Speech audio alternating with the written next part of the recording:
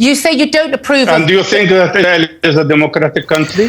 Good day everyone, welcome back to the channel. Please like, share and subscribe. We're delving into a contentious interview that unfolded in January 2024 between Julia Hartley Brewer, the host of Talk TV, and Mustafa Bagauti, a Palestinian politician and leader of the Palestinian National Initiative. This interview focused on the ongoing Israel-Palestinian conflict with a spotlight on the situation in Gaza. The transcript of this interview has stirred quite a storm, revealing a troubling dynamic between the host and guest. Hartley Brewer's conduct during the interview has been criticized widely, characterized by rudeness, disrespect, and a lack of empathy. She repeatedly interrupted Bagauti, dismissed his answers, and even went as far as implying that he was unfamiliar with women expressing their thoughts. So the fallout from this interview was very significant, triggering a controversy on social media and in the news. Many viewers condemned Hartley Brewer, labeling her as racist, ignorant, and unprofessional in a journalistic approach. The intensity of the criticism led some to call for an investigation by Ofcom, the UK's broadcast media regulator, alleging a breach of impartiality and fairness standards. Let's get into the video of the interview now and stick around until the end of the breakdown. And after the breakdown, I'll be playing a video of Bagauti sharing his thoughts about the Hartley Brewer interview. You say you don't approve And do you think that Israel is a democratic country?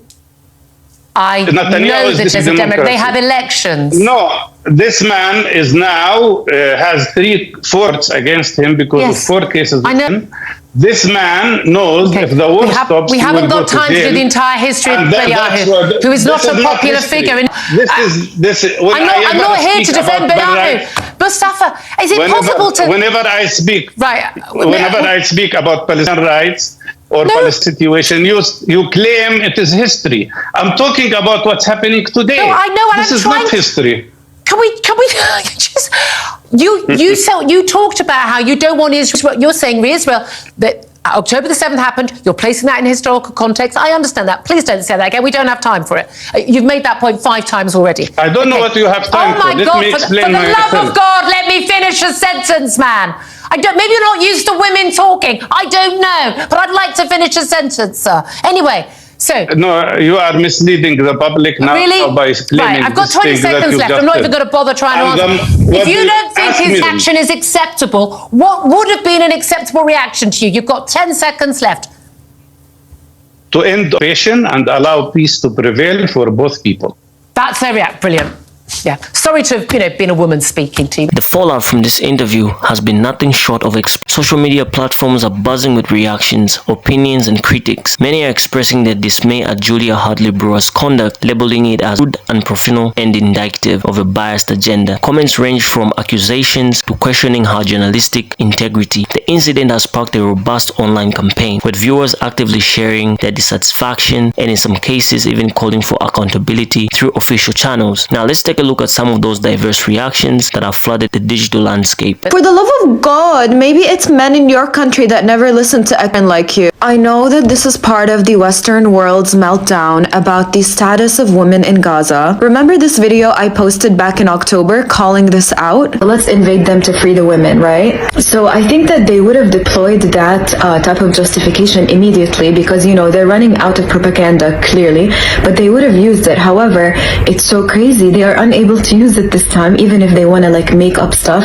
it's going to be so hard for them to make up something like that because somehow the people that have become the face of this and bringing awareness about it, at least on social media, are women. So it's okay, you can keep talking, but that will not change the status of the women of Gaza, and that hair does not look good on you. By now you've seen that interview with Julia Hartley Brewer and the Palestinian doctor. I personally just bootlegged that on TikTok.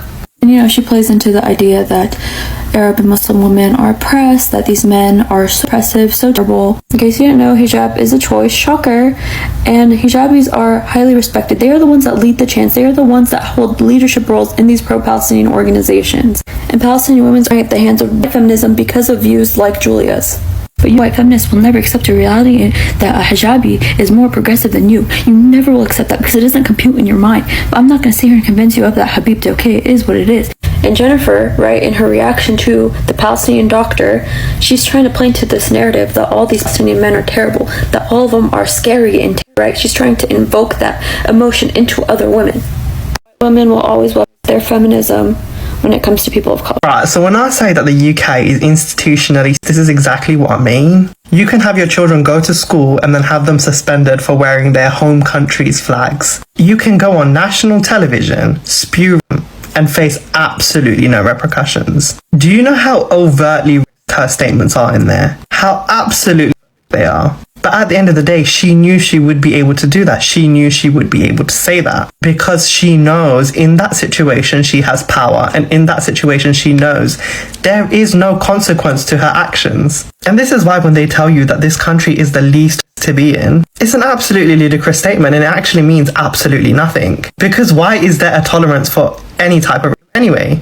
Certain people in this country will be able to get away with racism simply because our institutions and systems give them a platform and power. It enables them, it empowers them to be. By now, I think most people have seen the interview of Julia Hartley-Brewer with Mustafa Al-Barghouti. And if you haven't seen it, click on the comment to see the video. But anyway, I've seen a lot of people are saying, we need to out her. We need to complain so she gets fired. And this might sound like a controversial opinion.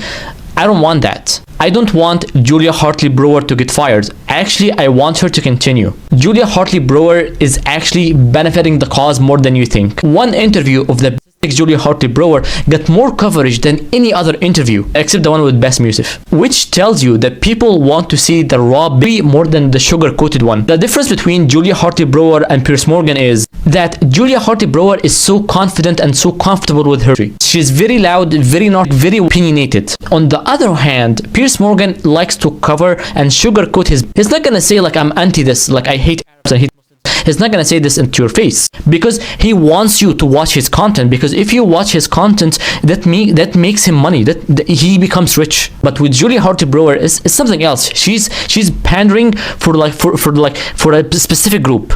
And as a Muslim, no matter how I talked about how feminism as a Western theology is Muslim women, Julia Hartley-Brewer came in with one video and proved me right. We have seen so much by Western media outlets, so why does it stop at Julia Hartley-Brewer? Is it because she's so open with it? You know why Western media cover Julia Hartley-Brewer more than anything else? Because basically liberals want you to believe that they are anti-gay and anti.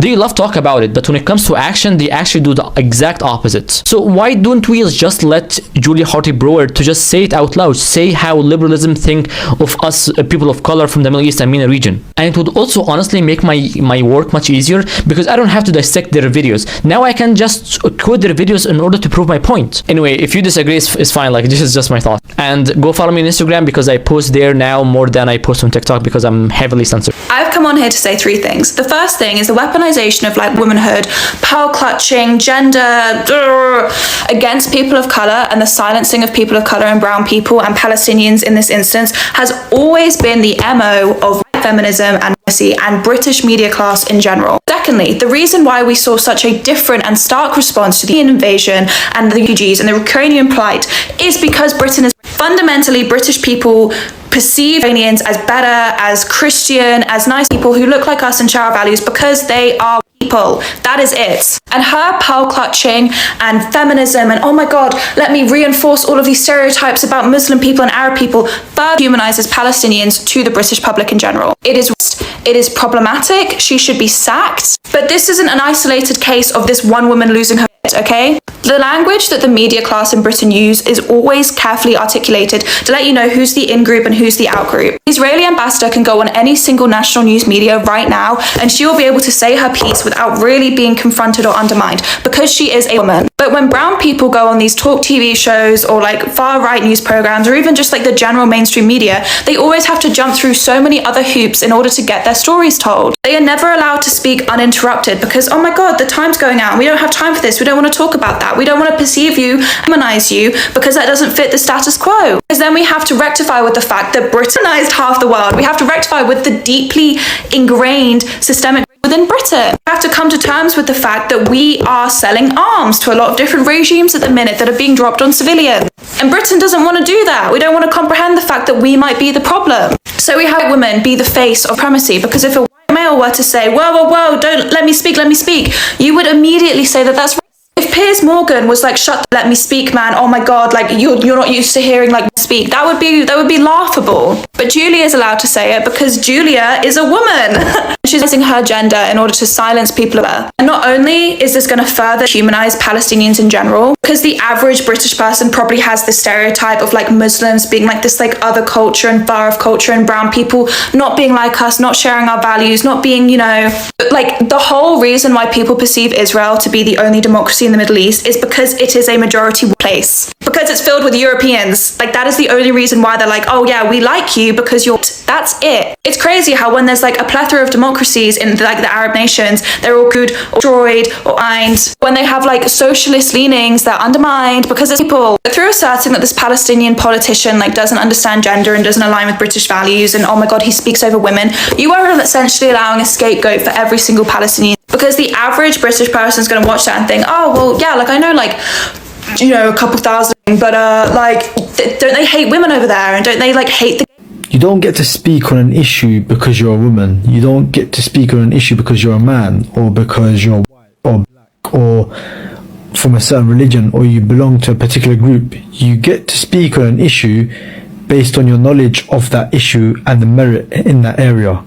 That's it. Those were the stitches about people sharing their opinions on this interview. You can also share your own thoughts in the comment section below. Let's keep the conversation going. What do you think about the interviewer's reaction when conducting this interview? Let us explore some diverse perspectives that have emerged in response to this heated encounter. There is a sentiment echoing the frustration with the state of journalism. As one individual shares a scathing critic, they highlight a perceived decline in journalistic standards, labeling Hartley Brewer's behavior as unprofessional and her approach as a far cry from what they remember as ethical journalism. Many people are frustrated with the state of journalism, and one commentator strongly criticizes the journalist's behavior, saying it represents a decline in professional standards. They believe the journalist's conduct is unprofessional and goes against the ethical standards they expect from journalism. The criticism reflects a larger concern about the integrity of media practices and the importance of having more balanced and respectful conversations in the field. This statement highlights the frustration and concern with the current state of journalism. It is suggesting that some people feel that journalism has declined in terms of professionalism and ethical standards. The behavior in the question is seen as an example of this decline. The statement emphasizes the importance of balanced and respectful discourse in media, indicating that the average person may desire more reliable and unbiased information from journalists. This underscores the idea that journalism should uphold high standards and provide trustworthy news in the public. Another perspective draws attention to potential biases and accusations of the fear of Muslims, suggesting that the interview had an underlying hostility towards Arab and Muslim guests. The commentator speculates on the motivations behind Hartley's approach, accusing her of perpetuating stereotypes and tropes about Arab men. This perspective is shedding light on potential biases and the accusation that arises from the fear of Muslims. Some viewers express concern over an underlying hostility directed towards Arab and Muslim guests throughout the interview. The viewpoint speculates on Julia Hartley Brewer's motivations, accusing her of perpetuating stereotypes and tropes about Arab men. It opens up a critical dialogue about the importance of fair and unbiased representation in media, especially when dealing with sensitive geopolitical issues. Now let's delve into a nuanced perspective that adds another layer to the conversation. Some viewers present an interesting take, suggesting that Julia's overt and confident bigotry, while disturbing, unintentionally serves a purpose. This viewpoint argues that her unabashed behavior exposes the raw, unfiltered face of bias. Interestingly, they contend that this overt display is more impactful than the subtle, sugar-coated bigotry often seen in other media figures. It prompts us to reflect on the various shades of bias present in journalism today. This implies that her behavior provides a stark contrast to the subtle and sugar-coated bias that can be found in other media figures. According to this viewpoint, the blatant display of bias can be more impactful because it forces people to confront and recognize it more readily. Now tell me what you think in the comment section below. Do you think this biased version of journalism or journalistic approach is more impactful as compared to other media figures? The dissatisfaction with this interview hasn't just lingered as discontent, it's lingered action. Viewers expressing their dismay have taken to online platforms, initiating campaigns calling for accountability, not stopping at mere expressions of discontent. Some have chosen to lodge formal complaints against Hartley through official channels like Ofcom, the UK's communication regulator. This collective response underscores the impact audiences can wield in holding media figures accountable for their conduct. This collective response from the viewers highlights the power that audiences can have in holding media figures accountable for their conduct. It demonstrates that viewers can take action and have a say in addressing their concerns about journalism and the journalist's behavior. By utilizing official channels and making their voices heard, viewers are advocating for a higher standard of conduct in media and emphasizing the importance of accountability. Beyond the specifics of this interview, these perspectives illuminate a more significant concern: the perceived failing of mainstream media. Viewers articulate a growing disillusionment, decreeing what they see as the influence of billionaires shaping media narratives and a decline in journalistic integrity. Amidst this discontent, there's a call for alternative media sources seen as essential for providing diverse perspectives and countering narratives perceived as biased. As we wrap up our exploration of the controversial interview between Julia Hartley-Brewer and Mustafa Bagauti, the diverse array of perspectives paints a vivid picture. Critics range from frustration with declining journalistic standards to concerns about potential biases and the accusations of Islam. Interestingly, some view Hartley's behavior of betrayal as inadvertently exposing the raw face of bias, contrasting it with the subtle forms seen in other media figures. This discontent has sparked online campaigns, with viewers actively seeking accountability through formal complaints to Ofcom. In a broader context, these discussions highlight a profound disillusionment with mainstream media. Many argue for the necessity of alternative sources free from perceived billionaire influence to preserve journalistic integrity and offer a platform for diverse viewpoints. Julia Hartley-Brewer, a force of unwavering opinions and a dynamic presence in the realm of political discourse. Known for her unapologetic stances on topics ranging from politics to feminism, she brings a unique flair to the Talk TV breakfast show. However, our recent exploration into her interview with Mustafa Bagauti unveils a different facet. The controversy surrounding her conduct raises questions about journalistic ethics and communication. Stick around as we move past the breakdown and delve into Mustafa Bagauti's perspective on that very interview. It's an enlightening conversation that sheds light on the dynamics of media exchanges. And do not forget to like, share, and subscribe to our channel to stay updated with our thought-provoking content.